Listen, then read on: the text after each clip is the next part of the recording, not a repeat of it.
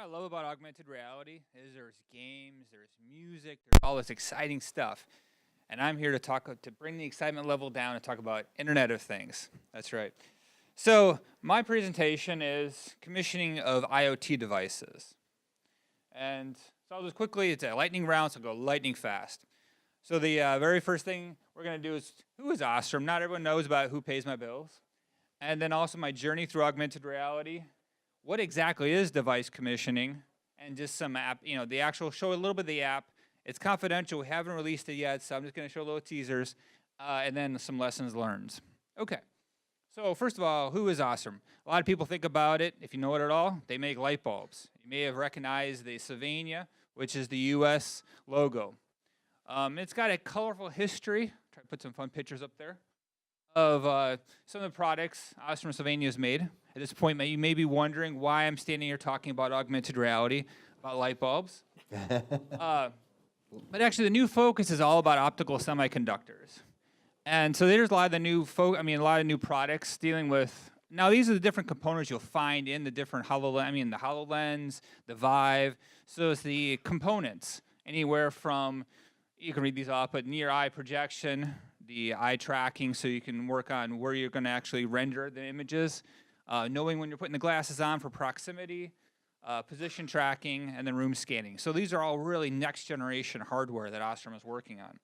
But now this, and if you want to see the pretty pictures and read the descriptions, you can go back in my presentation. But here are all some of the actual really, core computer component, or core, our AR, VR components. Now, since this is about me, not about Ostrom purely, I'm a software engineer. So I don't do much with silicon, and it's something that really happened to me. I mean, my background is mostly in robotics. But something happened to me on July 2016. I was just foraging around for cool tech toys. That's what they pay me in free lunches. And I saw all these cool HoloLenses and the visors. And I put them on, and I'm like, wow, this is absolutely the future. I got so excited.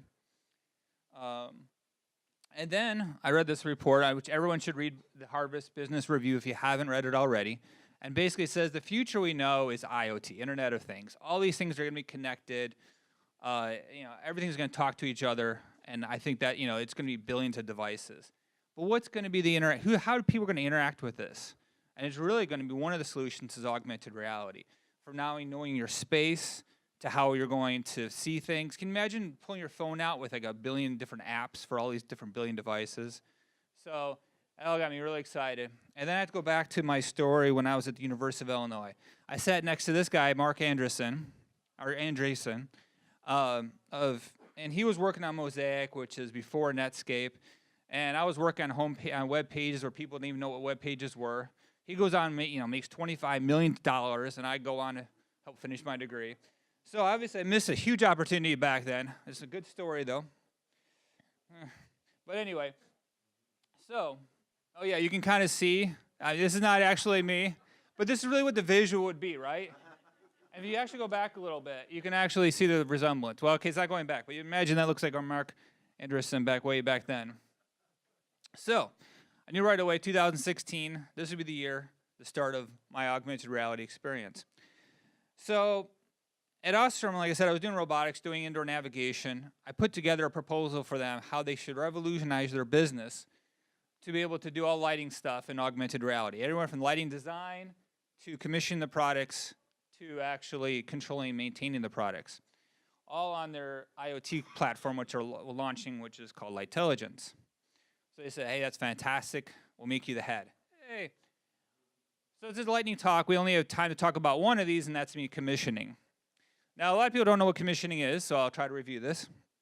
So pretend you have all these IoT devices, let's call them lights in this case, and they all have wireless addresses. So the device doesn't know where it's at in space. It could be in Bangladesh, it could be in the US, it doesn't really know. But from our control point of view, we want to link that button, scene 1, to dim these 2 lights near the TV. So that's the operation of commissioning, connecting the 2. So what we first do, and I'm going to whip through this really fast, is we draw a map. And on the map, these are the positions of all the different devices we have. And we're going to put random addresses on them. Now, these are the addresses we like to control them for. We like to, for instance, dim the lights in zone 5, which would be lights 1 and 3. However, the installer knows nothing about commissioning, nothing about the lights, the buttons. So he's just going to put some random lights A, B, C, D. But these are the actual addresses the wireless addresses that we can control. So they get put in place. It looks very obvious now which ones go with what, but you can imagine it's all kind of randomly spattered. So we control C and A because we want to control the devices in position 1 and 3. Hope that makes sense. So how people do this? They'll actually literally go around blinking lights and say, oh, I'm standing right at that light. Yeah, that's the one in the right location. I'll connect that one to the button. Or they'll go through a painstaking paper operation saying, I put this one in this spot, I put this one in this spot, and it takes forever. They do about 500 lights. Even lights just alone, you can imagine all the devices like temperature sensors, humidity sensors. It's a huge nightmare. But you may say to yourself, how do we solve this? There's so many great options. Any idea how do we solve this? How do we know where people are? How do we know what they're looking at? How do we know how to couple what they're looking at to what's reading on the screen? Anyone idea? You said robotics? No, I'm sorry. It's not robotics. This is an AR conference, right? You're right. Yeah, AR. Exactly. Augmented reality. Here, Tony Stark's to the rescue. So, the next question is, how do we launch this AR product? There's a lot of great AR platforms out there, like Vuforia and stuff. And I think it was a really good attempt. I know they go for like a code-free solution. And then also, you can also hire third parties. Microsoft will actually make its own apps on its own platform. The gurus, I said like the gurus, in case you didn't catch that. But we decided to do the most painful approach, and that was do it all from scratch. What's the best pancakes? The ones from scratch. Actually, the problem we had is we didn't really have much of a specification, and we wanted complete flexibility. I didn't want to be roped into anything we knew. I know I had to do a lot of different hardware support, and also like I said, we just wanted complete flexibility. So over the few months, we really brainstormed on what the different main components of what this application would look like. And we had to address things as far as like tracking. How do we track people through space? And we'll go through these in a little bit more detail. We also need to know what devices are around us.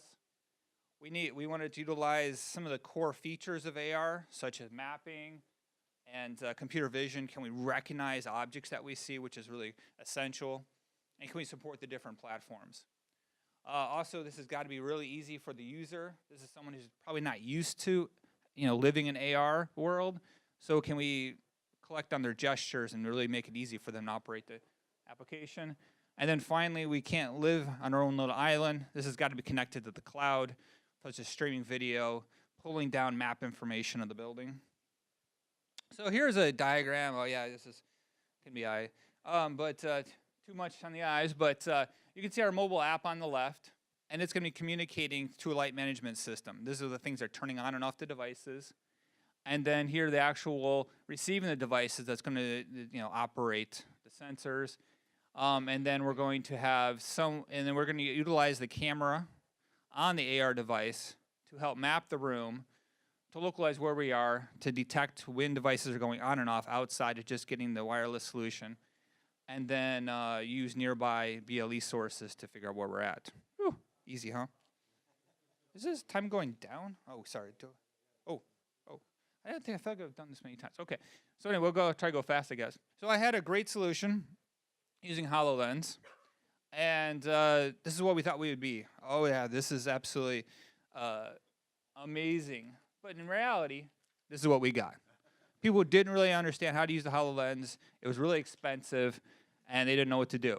We know the future is going to be glasses, but right now this was my present, basically trying to figure out how to rearrange everything. So wearing sunglasses, my eyes wouldn't tear up, and switching to the switching to a mobile phone. And then, that was much better. So I'll go through this real quick. So some of the things we had real quick was we had issues with locations, just using the pure camera. Luckily, awesome, we have a BLE tracking device, so we can clearly see where we're at going through the thing. Going through the surrounding area. And we could also pick up different wireless signals. So that's where the phone came in really handy. Oh yeah, we got to stop. Okay. Well, you can see that. Are you close to the end? You can go back and see lessons learned. Good. Okay, so I think. Cool. All right, Yeah. Barry, thank you very much. Another hand for Barry. Oh. And he's around.